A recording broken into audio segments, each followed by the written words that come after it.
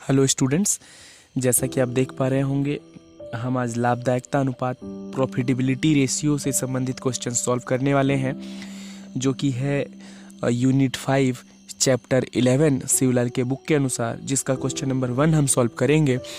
सीधे चलते हैं इस क्वेश्चन पर। निम्न सूचनाएं एक छोटी व्यापारिक फर्म से संबंधित हैं। फर्म के सकल लाभ अनुपात की गणना कीजिए। सकल लाभ अनुपात हमें निकालने को कहा है, ये आप याद रख लें। इंग्लिश में क्वेश्चन सुन लें। The following data relates to a small trading concern, compute the gross profit ratio of the concern. हमें ग्रोस प्रॉफिट रेशियो फाइंड करना है। एक और बात मैं क्लियर कर दूं कि आप हिंदी मीडियम के स्टूडेंट हो या इंग्लिश मीडियम के स्टूडेंट हो, आप इस क्वेश्चन को इंग्लिश में सॉल्व करेंगे तो ज़्यादा अच्छा रहेगा। आप इंग्लिश में इसे सॉल्व कर सकते हो। इसके दो फायदे होंगे। एक तो इंग्लिश लैंग्वेज अकाउंटिंग में ईजी होता है, और दूसरा आपका इंग्लिश का जो नॉलेज है वो भी थोड़ा बढ़ जाएगा, ठीक है। और दूसरी बात, अगर आप इसे हिंदी में करना चाहते हैं और आप हिंदी मीडियम के स्टूडेंट हैं तो कर सकते हैं। हाँ, अगर इंग्लिश मीडियम के स्टूडेंट हैं तब तो आपको इंग्लिश में करना ही होगा। तो आपकी जैसी मर्जी, मैं इसे दोनों भाषा में समझाने की कोशिश करूंगा। आप जिस भी भाषा में इसे सॉल्व करना चाहें कर सकते हैं। दोनों ही मीडियम के स्टूडेंट्स के लिए ये वीडियो यूजफुल रहेगा। तो चलिए सर शुरू करते हैं इसके सॉल्यूशन को। ग्रोस प्रॉफिट रेशियो फाइंड करने के लिए सबसे ज़रूरी क्या है कि आपको ग्रोस प्रॉफिट रेशियो का फॉर्मूला याद हो। जो चीज़ आपको फाइंड करने को कहे रेशियो वाले क्वेश्चंस में, सबसे पहले उस फॉर्मूला को लिख लीजिए। एकदम बेसिक से आपको बता रहा हूँ मैं इसका सॉल्यूशन। आपको कहा ग्रोस प्रॉफिट रेशियो निकालने को ना, तो आप ग्रोस प्रॉफिट रेशियो का ही फॉर्मूला लिख लें, है ना। जो चीज़ आपको फाइंड करने को कहेगा आप उसका फॉर्मूला लिखिएगा, ये याद रख लें, ठीक है। नंबर 1 हम डालते हैं और ग्रोस प्रॉफिट रेशियो का फॉर्मूला लिखते हैं, जो कि बहुत आसान है। पिछले वीडियो में मैंने चर्चा किया था कि कैसे आप फॉर्मूला को याद रख सकते हैं। फिर से मैं रिपीट कर रहा हूँ, जिस चीज़ का रेशियो आपको फाइंड करने को है कहे, ग्रोस प्रॉफिट का रेशियो फाइंड करने को कह रहा है, आप ग्रोस प्रॉफिट ऊपर लिख लीजिए। ग्रोस प्रॉफिट एकदम इजी अपॉन नेट सेल्स। हमेशा नेट सेल्स नीचे रहेगा। कभी कभी नेट सेल्स को रिवेन्यू फ्रॉम ऑपरेशन भी कहा जाता है क्वेश्चन में, तो उससे कंफ्यूज ना हो। आप चाहें तो फॉर्मूला में रिवेन्यू फ्रॉम ऑपरेशन भी लिख सकते हैं या दोनों भी लिख सकते हैं, आपकी इच्छा। तो नेट सेल्स या रिवेन्यू फ्रॉम ऑपरेशन ये एक ही बात होती है, इससे कंफ्यूज ना हो। हर फॉर्मूला में जब आपकी रेशियो निकाल रहे होगे प्रॉफिटेबिलिटी का, तो नीचे नेट सेल्स ही रहना है, तो इसमें आपको फिक्र करने की जरूरत नहीं। और ऊपर क्या होता है, जिसका रेशियो निकालोगे, हम ग्रोस प्रॉफिट का रेशियो निकाल रहे हैं तो यहाँ ग्रोस प्रॉफिट रहेगा। जब नेट सेल्स का रेशियो निकालोगे तो यहाँ नेट सेल्स रहेगा। और इनटू 100, क्योंकि आपको आंसर परसेंटेज में चाहिए, आप ये परसेंटेज में निकालोगे। आप याद रखें, प्रॉफिटेबिलिटी जो रेशियो होता है वो परसेंटेज में निकाला जाता है, ये आपको याद रखना पड़ेगा। तो इससे क्या होगा कि आपको याद रहेगा कि 100 से इंटू करना है, 100 से गुना करना है, तो सूत्र बन गया। आप चाहे तो सूत्र को रट के भी रख सकते हैं, या जैसा मैंने समझाया उसका भी आप उपयोग कर सकते हैं कि जिसका रेशियो निकालना है उसे ऊपर लिखें और नीचे लिखें नेट सेल्स और 100 से गुना कर दें। अब क्या होता है कि आपको देखना होता है कि क्या हमारे क्वेश्चन में ग्रोस प्रॉफिट गिवन है, क्या ग्रोस प्रॉफिट दिया है। तो मैंने अभी आपको क्वेश्चन दिखाया था, उसमें ग्रोस प्रॉफिट नहीं दिया हुआ है, ठीक है। उसमें दिया हुआ है ग्रोस सेल्स, सेल्स रिटर्न और कॉस्ट ऑफ गुड्स सोल्ड, तीन ही चीज़ दी हुई है। आप चाहे तो अपने क्वेश्चन में देख सकते हैं। तो तीन ही चीज़ दी हुई है, ग्रोस प्रॉफिट नहीं दिया ना, तो अब जो जो चीज़ें नहीं दी गई है उसका भी हम फॉर्मूला लिख लेंगे एक सीरियल नंबर से। सबसे पहले जो फाइंड करना है, जो निकालना है, उसका सूत्र लिख लें। फिर जो चीज़ नहीं दी है, जिसकी हमें ज़रूरत पड़ेगी, उसका फॉर्मूला लिख लिया करेंगे हम, ठीक है। तो सेकेंड नंबर पर आ जाते हैं हम ग्रोस प्रॉफिट, क्योंकि ये हमारे पास क्वेश्चन में नहीं है। अगर होता तो हमें इसके फॉर्मूला की ज़रूरत नहीं होती, ठीक, ये आप भी समझ सकते हैं। ग्रोस प्रॉफिट का फॉर्मूला लिखते हैं। अब देखिए, ग्रोस प्रॉफिट के तो दो फॉर्मूलाज हैं, लेकिन हम इसमें कौन सा लिखेंगे। हमारे क्वेश्चन में कॉस्ट ऑफ गुड्स सोल्ड है। आप याद रखें कि जब कॉस्ट ऑफ गुड्स सोल्ड दिया होता है तब इजी सा एक छोटा सा सूत्र है वो लगता है। अगर कॉस्ट ऑफ गुड्स सोल्ड नहीं दिया हो, opening stock, closing stock, purchase, ये सब कुछ अलग से दिया हुआ हो, तब हम वो फॉर्मूला भी यूज़ कर सकते हैं, जो कि लेंथी है, लंबा है। फिलहाल हम सिंपल वाला फॉर्मूला यूज़ करेंगे, जो कहता है कि net sales minus cost of goods sold. जब कॉस्ट ऑफ गुड्स सोल्ड दी हुई हो तो आप याद रखें ग्रोस प्रॉफिट का ये वाला फॉर्मूला आपको यूज़ करना होता है। अब और चीज़ें देख लेते हैं हम लोग। नेट सेल्स चाहिए हमें, इसमें भी चाहिए, इसमें भी चाहिए। क्या हमें क्वेश्चन में नेट सेल्स दिया हुआ है? नहीं। मैंने आपको कहा कि इसमें तीन ही चीज़ दी हुई है, sales gross sales, sales return और कॉस्ट ऑफ गुड्स सोल्ड। मैं आपको एक बार क्वेश्चन दिखा भी देता हूँ अगर आपके पास ये बुक नहीं है तो। देखिए, सकल विक्रय दिया हुआ है, ग्रोस सेल्स दिया हुआ है 10 लाख रुपए, सेल्स रिटर्न दिया हुआ है 90,000 रुपये और बेचे गए माल की लागत दिया हुआ है 6,75,000 रुपये। तो इसमें आपको 3 ही चीज़ें दी हुई है ना। तो ग्रोस प्रॉफिट निकालने के लिए आपको नेट सेल्स चाहिए होगा, जो कि नहीं दिया हुआ, तो आपको अब नेट सेल्स का भी फॉर्मूला लिख लेना है। जो चीज़ें नहीं दी गई है ना, उसका फॉर्मूला आप एक तरफ से एक बार में लिख लें। ये सबसे अच्छा तरीका होता है, ताकि हमें क्या होता है, ऐसे करने पर सारे फार्मूलाज एक साथ लिख लेने पर हमारे मन में डाउट नहीं रहता कि इस क्वेश्चन में कौन सा फार्मूला लगाना है और कौन सा नहीं, क्योंकि इस चैप्टर में बहुत सारे फार्मूलाज हैं। तो अगर आप डायरेक्टली सॉल्व करने जाओगे तो कंफ्यूज हो जाओगे कि कौन सा फार्मूला पहले लगाना है, कौन सा बाद में लगाना है। तो इसलिए मैं ऐसे कहता हूँ कि जो निकालना है पहले उसका सूत्र लिख लें, फिर जो चीज़ें नहीं है क्वेश्चन में और उसकी हमें ज़रूरत है तो उसका फॉर्मूला लिख लिया करें। ऐसे सीरियल वाइज आप सारे सूत्रों को पहले लिख लें। तो नेट सेल्स का फॉर्मूला हम लिख लेते हैं। नेट सेल्स का इजी सा फॉर्मूला होता है, हमें हर बार इसकी ज़रूरत होती नहीं है लेकिन इस क्वेश्चन में ज़रूरत है।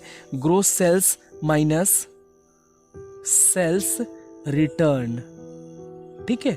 मतलब ये हुआ कि सकल विक्रय माइनस विक्रय वापसी, और ग्रोस प्रॉफिट का मतलब होता है सकल लाभ। तो चलिए अब देखते हैं। ग्रोस प्रॉफिट हम फॉर्मूला लिख चुके हैं, नेट सेल्स हम फॉर्मूला लिख चुके हैं, cost of goods sold already दिया हुआ है। तो मतलब ये जो चीज़ें चाहिए, ग्रोस प्रॉफिट चाहिए उसका फॉर्मूला है, नेट सेल चाहिए उसका फॉर्मूला है, और कॉस्ट ऑफ गुड्स सोल्ड चाहिए वो ऑलरेडी दिया हुआ है। तो अब ये बात हम समझ गए। ग्रोस सेल्स भी दिया हुआ है, सेल्स रिटर्न भी दिया हुआ है, कि इससे ज़्यादा फॉर्मूला अब लगाने की ज़रूरत नहीं। जो भी चीज़ें आपको निकालनी है वो सब इस सूत्र में है। तो अब क्या करते हैं, मान रख लेते हैं, मतलब वैल्यू पुट कर लेते हैं। ग्रोस सेल्स दिया हुआ है 10 लाख रुपए और सेल्स रिटर्न दिया हुआ है 90,000 रुपए।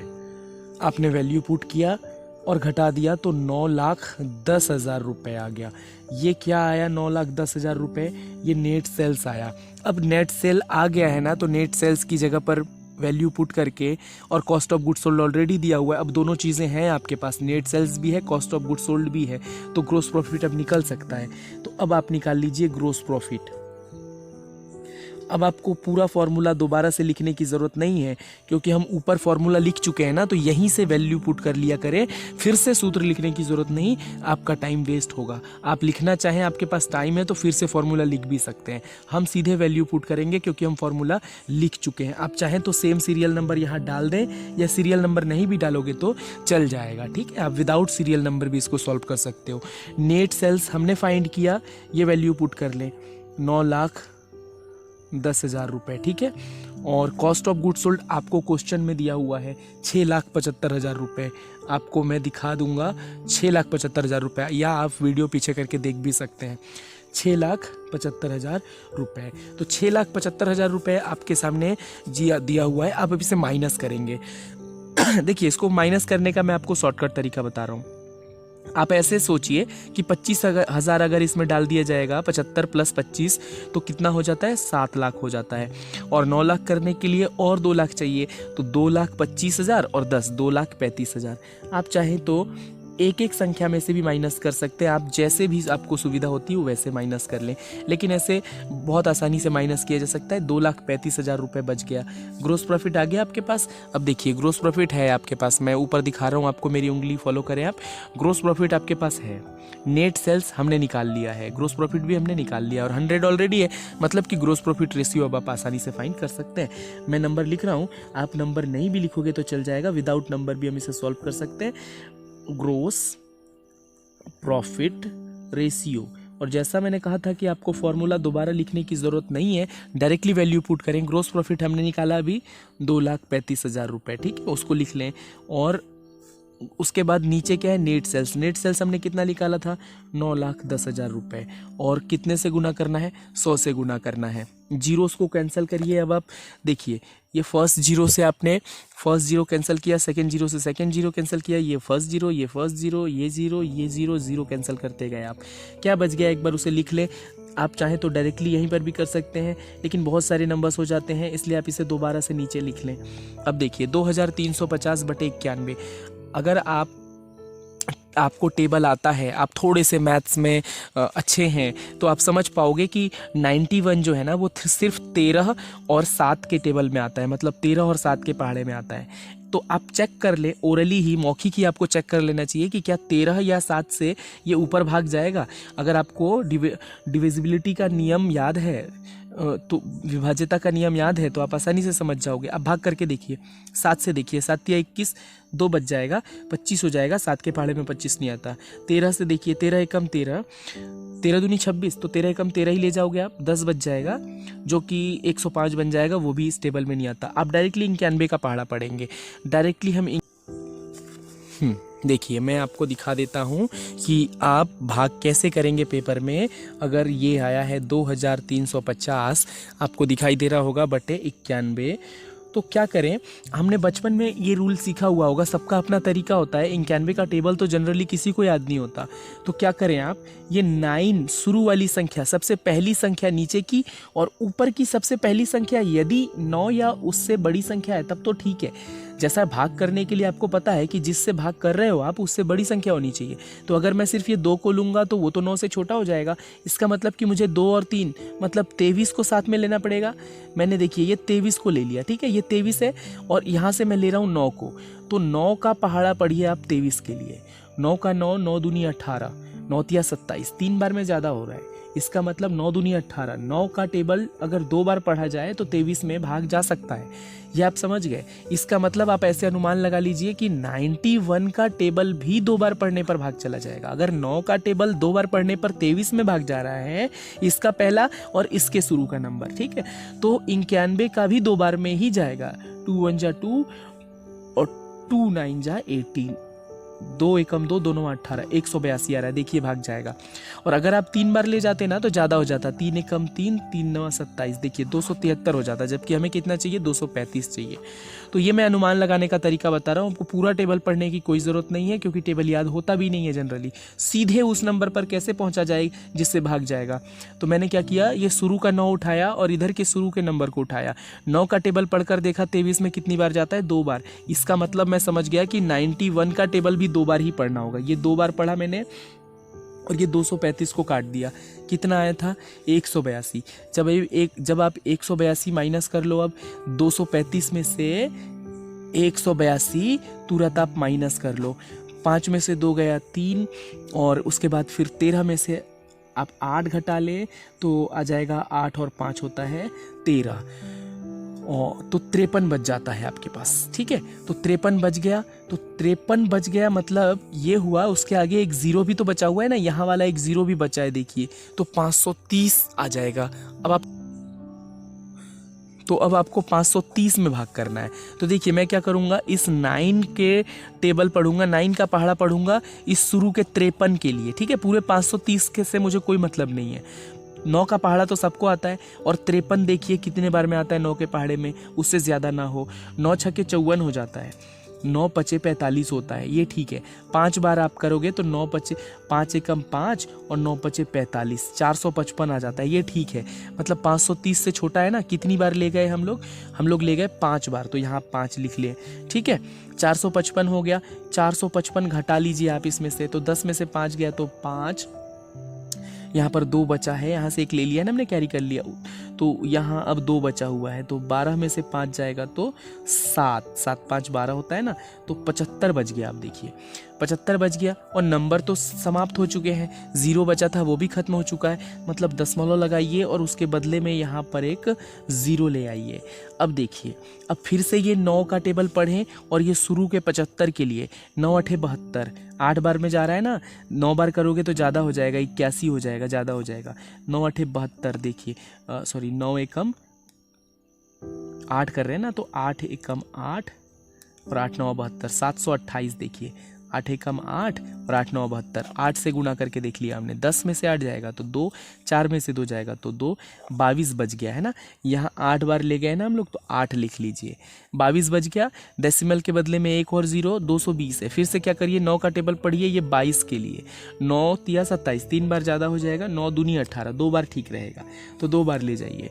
9 दूनी 18, 2 बार ले जा रहे हैं ना, तो 2 एकम 2 और 2 9 18, 182। 182 का मतलब ये हुआ कि घटा लीजिए लीजिए 10 में से 2 गया तो 8 और 11 में से 8 गया तो 3 है ना। यहाँ से एक आप ले चुके हैं तो एक ही बचा है। 11 में से 8 गया तो बच गया 3, 38 बच गया।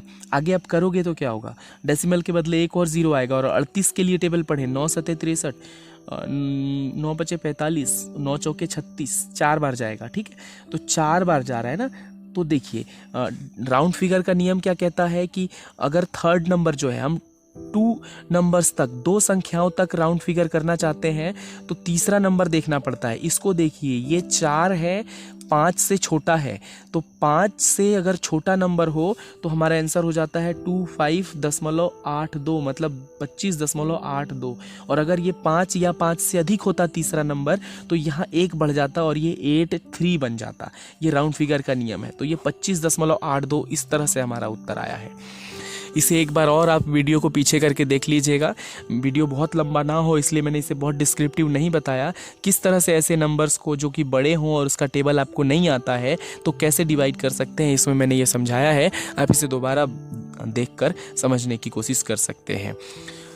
तो उम्मीद है आपको ये समझ आया होगा। मैंने एक एक चीज़ एक्सप्लेन किया जो शायद आपके क्लासेस में भी एक्सप्लेन नहीं किया जाता होगा, लेकिन मैंने यहाँ एक्सप्लेन किया है। फिर भी अगर आपको समझने में दिक्कत हुई हो तो आप मुझे बता सकते हैं कमेंट बॉक्स में। तो उम्मीद है ये क्वेश्चन समझ आया होगा। नेक्स्ट वीडियो में हम नेक्स्ट क्वेश्चन को सॉल्व करेंगे, इससे भी बढ़िया तरीके से एक एक चीज़ को समझते हुए।